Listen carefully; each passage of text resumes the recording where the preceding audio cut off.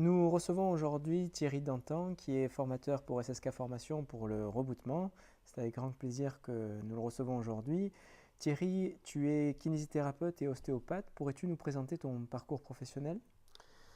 Eh bien, j'ai commencé par la kinésithérapie pendant une vingtaine d'années, et puis après, vu les difficultés qu'on pouvait rencontrer sur des traitements, je me suis intéressé à l'ostéopathie. Et peu à peu, avec l'ostéopathie, j'ai dérivé sur le rebootement. Et le rebootement m'a amené à m'intéresser spécifiquement au tissu mou.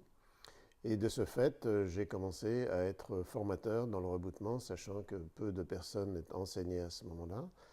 Et ça fait aujourd'hui une quinzaine d'années que j'enseigne le rebootement dans différents organismes. Alors justement, ce rebootement, on en parle souvent, mais quelle serait la différence entre ce rebootement, la thérapie manuelle et l'ostéopathie?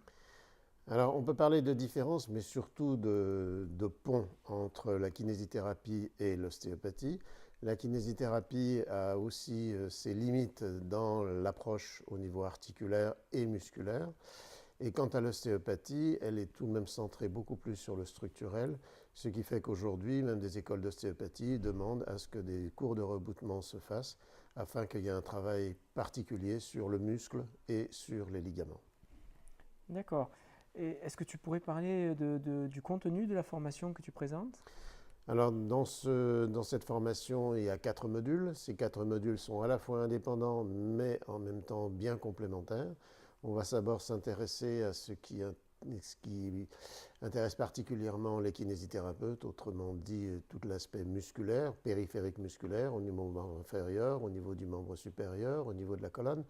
Et il est évident que rapidement, on va se rendre compte que 60% des lombalgies sont d'origine viscérale, ce qui fait que le rebootement viscéral va avoir une part prépondérante dans l'approche également. Ensuite, on va avoir le rebootement tissulaire. Le rebootement tissulaire est un système de tissu conjonctif surprenant le système cortical, sous-cortical, ce qui fait une correction immédiate de la posture de l'individu, sachant que cette technique tissulaire se fait debout ou assis et même habillé.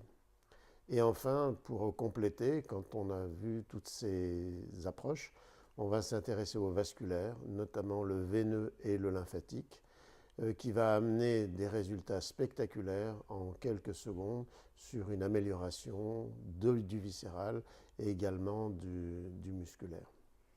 Pour appréhender ta formation, là, les 4 modules dont tu viens de nous parler, est-ce qu'il y a nécessairement besoin d'un prérequis, d'un niveau pour accéder à ces formations?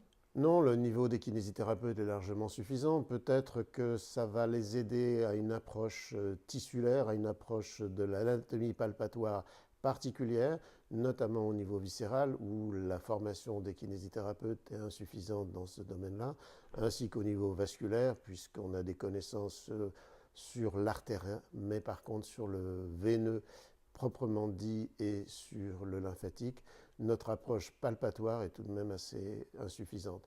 Et de ce fait, on va avoir une approche et des connaissances bien plus pratiques que l'on utilisera au quotidien, au cabinet, avec des résultats immédiats et non pas, comme me disent beaucoup de mes confrères, dans 48 heures. Le résultat du rebootement, c'est un résultat immédiat. Oui, tu confirmes ce que disent pas mal de nos stagiaires. Finalement, on reçoit des gens qui sont un petit peu néophytes, jeunes diplômés.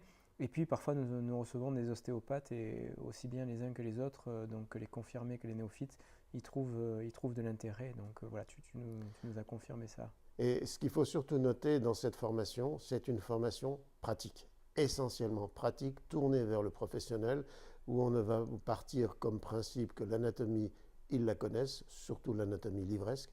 Des fois, l'anatomie palpatoire est un peu insuffisante, mais dans le cabinet, la pratique de la formation pourra s'appliquer dès le lendemain de la formation avec des résultats instantanés. Parfait. Merci beaucoup Thierry et à bientôt.